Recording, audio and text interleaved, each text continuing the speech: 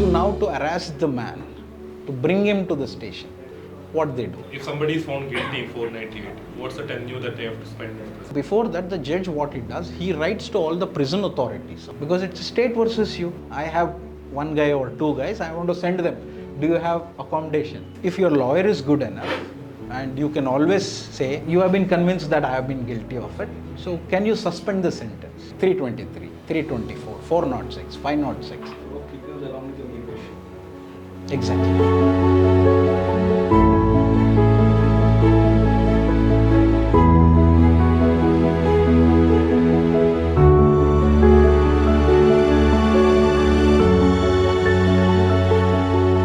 What happens when somebody decides to file a 498? How does this section work? Typically, it's a matrimony. Now, does the police have rights to investigate in a matrimonial case? Can they come into your house and investigate? Does the CRPC process allow you to investigate? I'm asking, many people are facing 498 case, so I'm asking, somebody should have read into it. So if you know, please answer my question. Do you think the police has got the liberty to come into your house and investigate the 498 for the section under 498? But I heard in Andhra, many police people generally they go to the house and threaten the person. Correct. In Andhra also it is compoundable. No, they could come and do a Mahajar, right? That is not investigation. Merger is just like taking out the scenery or crime scene, reporting this crime scene. So we don't have... They did come and they took statement of... That statements again. It's not investigation. What is the investigation they do? What can they do between husband and wife? They cannot. They cannot. So it is the court which has to investigate what the wife tells. Yes, he did this. So the police have got the powers. When she says he abused me, he hit me physically, then the police have got the powers to send her to the hospital and get a medical report done. So thereby, yes, she was harmed physically. Mentally, anyway, you cannot immediately diagnose and give any report, so it is going to be a long shot. That is where, as fast as they do it, they also add additional sections along with that in the FIR. It's just 498A, it goes to the court and the court decides what to do next. So what they do is to harass the man, to bring him to the station. What they do? They add sections like 323, 324, 406, 506, additional. And these are the sections which police have absolute power to investigate. Call you 100 times to the station. So pickles along with your main dish. Exactly. The main dish is 498A. Sort of control over us. They could intimidate us. Exactly. So this is what they try to intimidate you. Try to Plus, make you...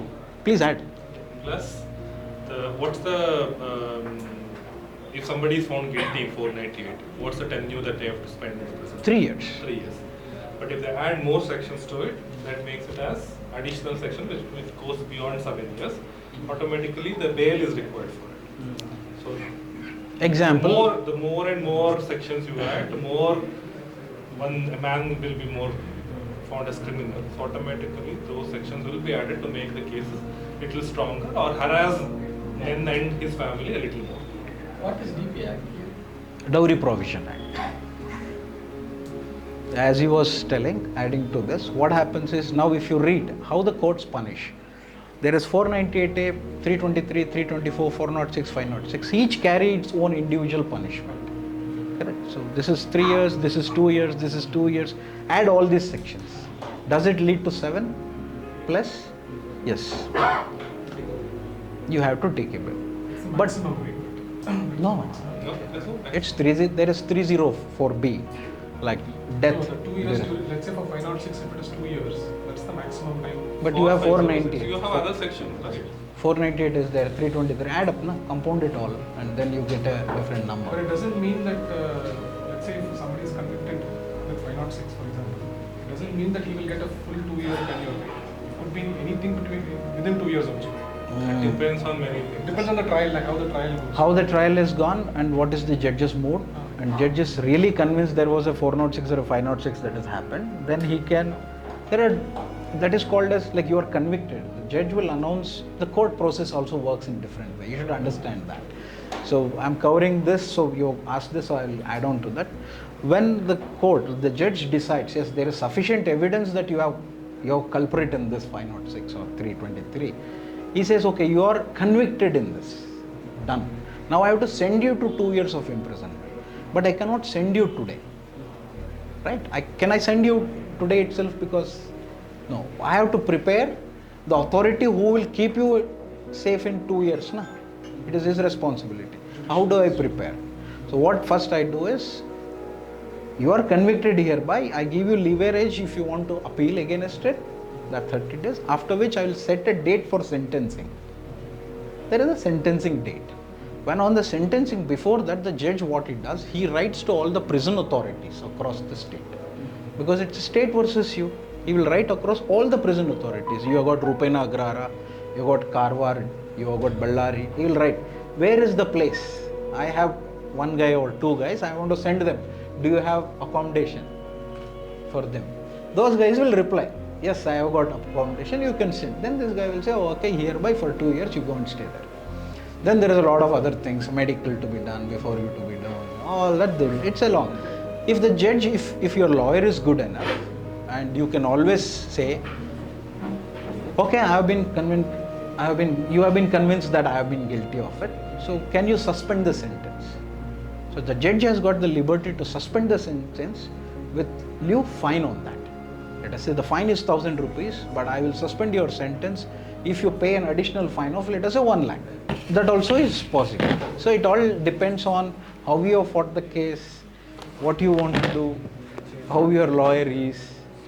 See, conviction will, in these sections, particularly the matrimonial based cases like 498A, 323, 324, it's very rare. Across India, it's about 2%. That is literally if you have poured kerosene on your wife and lit the fire and she has come to the injuries. And how many people do that? And that was way back in 1960s and 70s. See, and moreover, what I feel is, all these sections, they are there to protect the real victims who are in villages, who are not educated, who are not aware.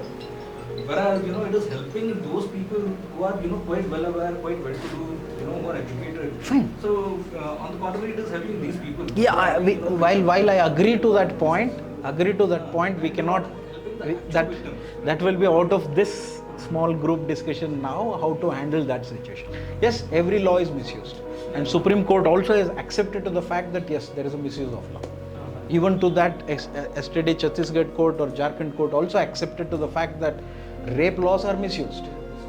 It has been accepted by them, so we cannot do much about it unless the legislative changes the law or brings in punishment for those people who file false cases, which we don't have today.